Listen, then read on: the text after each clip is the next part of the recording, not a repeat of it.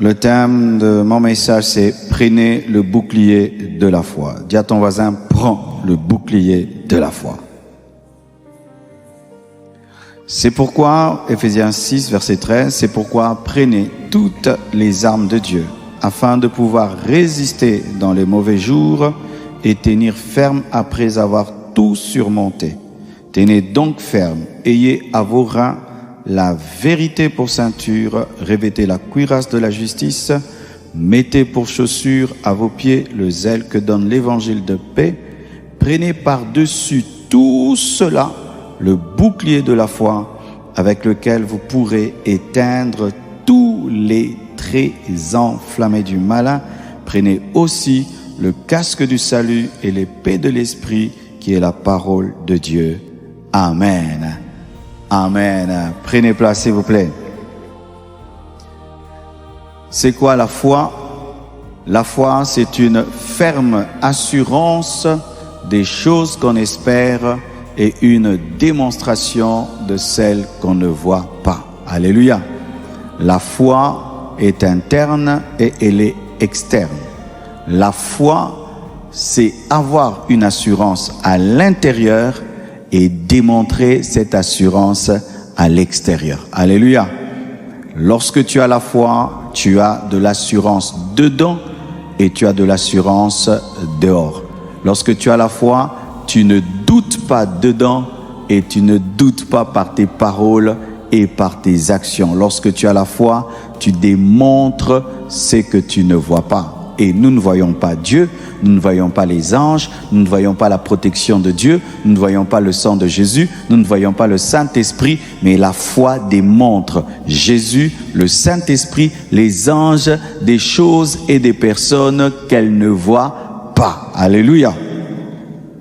Alors, je vous ai parlé du bouclier de la foi. Ephésiens 6, versets 13 à 17 est un passage qui parle du combat spirituel. Et dans le combat, nous sommes des guerriers et il n'y a pas de guerrier sans armes. La Bible nous parle du casque du salut, nous parle de la ceinture de la vérité, de la cuirasse de la justice, des chaussures qui sont les ailes de l'évangile de paix, de l'épée de l'esprit. Alléluia. Et maintenant, la Bible dit que au-dessus de toutes ces armes, il faut porter le bouclier de la foi. Amen. Ça veut dire que le bouclier de la foi doit couvrir le casque du salut et les chaussures qui sont les ailes de l'évangile. Donc la vision que Dieu a du bouclier de la foi, ce n'est pas un petit bouclier, mais c'est un grand bouclier qui te protège de la tête aux pieds. Alléluia. Ce qui fait que le casque est protégé, mais aussi le zèle est protégé, la ceinture est protégée, la cuirasse est protégée, tout est protégé par le bouclier de la foi. La Bible dit qu'il faut porter le bouclier de la foi qui permet d'éteindre tous les traits enflammés de l'ennemi, pas certains traits, mais tous les traits enflammés de l'ennemi, car lorsque le diable tire sur toi dans le combat spirituel, ce ne sont pas que des flèches, ce sont des flèches enflammées, ce sont des flèches qui ont le feu. Et si je prends une flèche avec un feu, je lance là, eh ben, ça ne va pas seulement rester là. Le feu va se répandre partout. Amen. C'est-à-dire que lorsque le diable t'attaque dans un domaine de ta vie, son but, ce n'est pas seulement que ce domaine de ta vie seulement là soit touché. Il veut embraser toute ta vie parce que lui, il a des traits enflammés. Alléluia. Et face aux traits enflammés de l'ennemi, Dieu ne nous donne pas de l'eau, mais Dieu nous donne un bouclier pour éteindre les traits enflammés de l'ennemi. Alléluia. C'est-à-dire que la foi a la capacité d'être un bouclier, mais aussi un extincteur. Alléluia.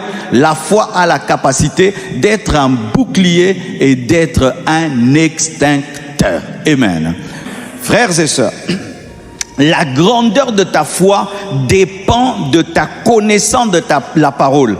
La grandeur de ta foi dépend de l'équilibre que tu as dans la parole. C'est pourquoi Jésus-Christ parlait d'une petite foi et d'une grande foi. Qu'est-ce qu'une petite foi? Une petite foi, c'est une foi qui croit en Dieu dans certains domaines et qui ne croit pas en d'autres domaines. Tu crois facilement au domaine spirituel, mais tu ne crois pas facilement au domaine matériel. Tu crois facilement au domaine financier, mais tu ne crois pas au domaine spirituel. Là où ta foi croit, tu as un bouclier. Là où ta foi doute, tu n'as pas de bouclier. Alléluia. Si tu crois que Dieu peut te protéger en janvier, eh bien il te protégera en janvier. Mais si tu crois pas qu'il va te protéger en décembre, il ne va pas te protéger en décembre. Tu auras un bouclier de janvier, mais pas un bouclier de décembre. Mais le plan de Dieu, c'est que ce soit un bouclier de janvier, de février, de mars, novembre, jusqu'en décembre. Alléluia. La pensée de Dieu, c'est que la foi puisse te protéger à l'église et à la maison. Il y a des gens qui ont la foi lorsqu'ils sont à l'église. Une fois qu'ils sont à la maison, ils croient que les sorciers peuvent les toucher. Mais si tu crois que le même Dieu qui combat pour toi, quand tu pries avec les frères à l'église, te protège et qu'il peut aussi te protéger à la maison, ta foi opérera à l'église et opérera aussi à la maison. Alléluia. Et plus tu as la foi, plus tu es protégé. Plus tu as la foi, moins tu es atteint par les flèches de l'ennemi, parce que la foi devient ton mur, devient ton bouclier. Alléluia. Prenons que le frère est le bouclier de la foi et le frère est toi. Tout ce qui voudra atteindre le frère doit frapper ce frère-ci. Alléluia. Et sache que lorsque tu as une foi qui grandit, ta foi te protégera contre tout. Aucun sorcier ne te touchera. Aucun magicien ne te touchera. Aucun envoûtement ne te touchera, parce que ta foi est tellement grande qu'on ne te voit plus. Mais on voit maintenant ta foi. Et comme la foi est fondée sur Jésus, la foi présente Christ. Ainsi, tu deviens invisible et c'est Christ qu'on voit, et toutes les flèches qu'on te lance sont lancées contre Jésus et Jésus les éteindra toutes. Oh, donne-moi l'amen. Prenons mon frère qui est costaud et qui veuille se mettre derrière mon frère. Qu'est-ce qui va se passer? Il y aura des domaines de lui qui vont se faire voir. Amen. Il est là, je vais le toucher là.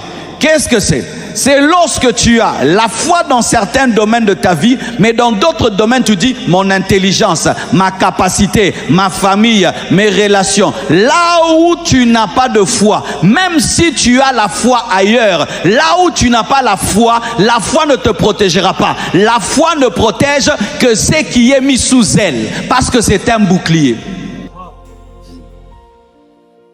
Alléluia.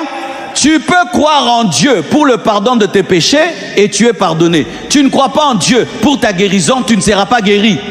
La foi va opérer dans le pardon, mais elle ne va pas opérer dans la guérison, parce que ce domaine de la guérison, toi tu crois au médecin.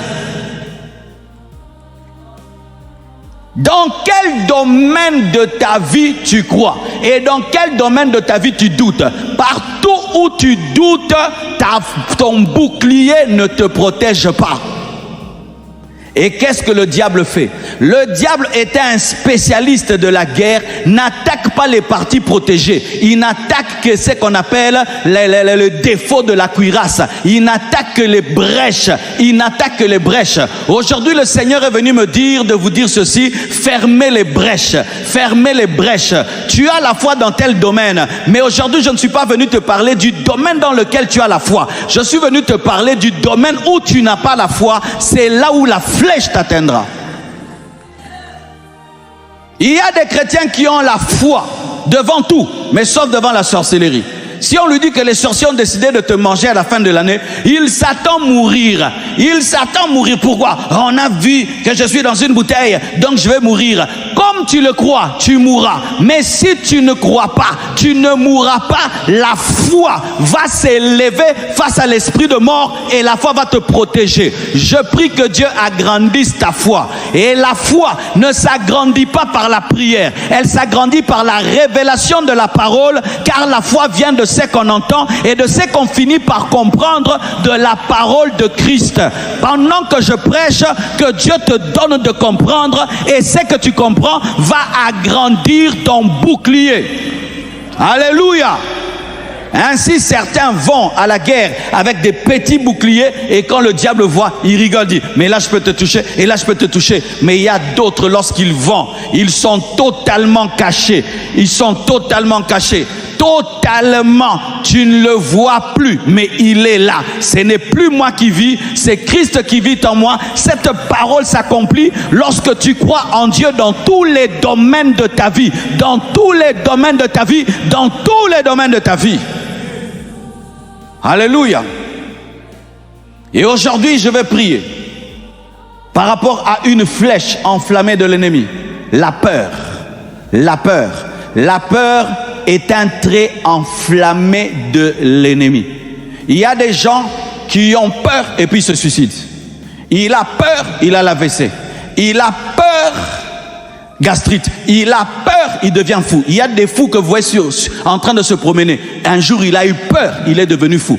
Il y a des gens qui se sont suicidés. Il a eu peur, il s'est suicidé.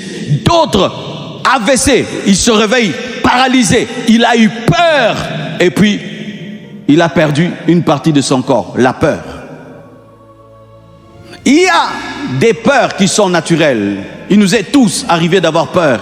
Et chacun de nous, des fois, a peur. Si seulement on entend un bruit dehors, là, des coups de balles, eh bien, on va avoir un peu peur. Mais il y a des gens qui ont une peur qui sentent démoniaque. Lorsqu'il n'y a personne dans la maison, tu as peur. Lorsqu'il fait noir, tu as peur. Tu as peur tout le temps. Tu as peur du mois de décembre. Comme tu es là, tu as peur de descendre. Tu n'es pas sûr que tu vas traverser l'année prochaine. C'est quelque chose qui est en toi. Le Seigneur m'a dit de donner ce message et de prier pour ces gens-là. Aujourd'hui, Dieu va chasser en toi l'esprit de peur. Car l'esprit de peur combat la foi. Pendant que je parle, le Saint-Esprit parle pour que ta foi grandisse. Mais l'esprit de peur aussi parle pour que ta foi ne grandisse pas. Si pendant que je prêche, tu entends une autre voix, qui est la voix de la peur, et qui est en train de te prêcher un autre message, où tu dois t'attendre à la mort, t'attendre à l'échec, t'attendre à être détruit, au nom de Jésus, aujourd'hui cet esprit de peur va te quitter.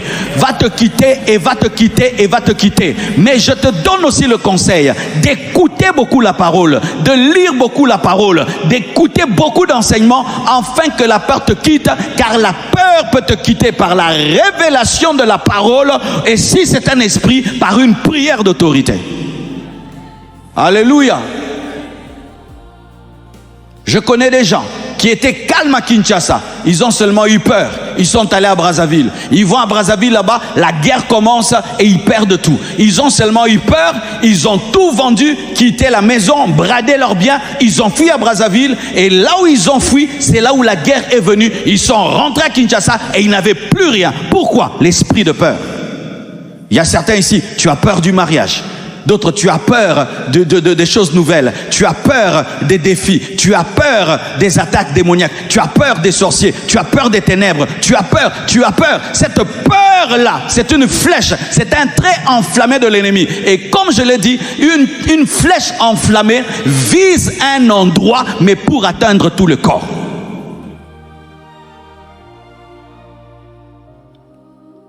Qui se voit en 2026 ici? Qui est sûr qu'il sera en 2026? Qui est persuadé qu'il sera en 2026? Qui se voit en train de faire des grandes choses en 2026? Qui a du mal à se voir en 2026? Qui a du mal à se voir en 2026? Fais très attention. Alléluia. Car nous vivons en fonction de notre espérance. Lorsque tu n'espères plus la vie peut s'arrêter, car le corps cesse de se protéger contre les maladies lorsque tu ne désires plus vivre. Que Dieu te libère de l'esprit de peur et qu'il te donne une foi géante, une foi géante, une foi géante où tu peux affronter les géants. Pourquoi David a affronté Goliath? parce que sa foi était géante. Alléluia. Lorsque ta foi devient géante, tu commences à faire tomber les géants, tu commences à affronter les géants. Et je prie que Dieu fasse de toi un tombeur des géants, un homme qui croit à un niveau où on commence à se poser la question, est-ce que c'est vraiment toi? Ce n'est plus moi, ça devient une foi surnaturelle.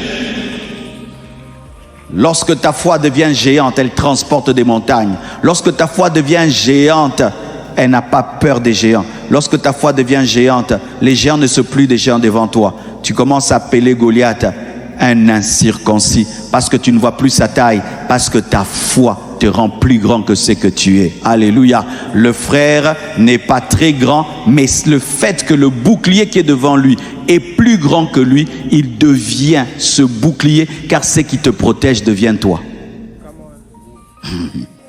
Si j'entre dans un bunker, je deviens le bunker, n'est-ce pas? Si je me cache dans un château, le château devient moi. Toutes les bombes qui tombent sur moi tombent d'abord sur ce château. Ta foi t'a grandi. Amen. Soyez des hommes de foi. Et ne croyez pas que dans un domaine de votre vie, Dieu peut te donner le spirituel, le matériel, le financier. Dieu peut te donner toutes choses, car Jésus a dit, tout est accompli. Amen. Merci, que Dieu vous bénisse abondamment.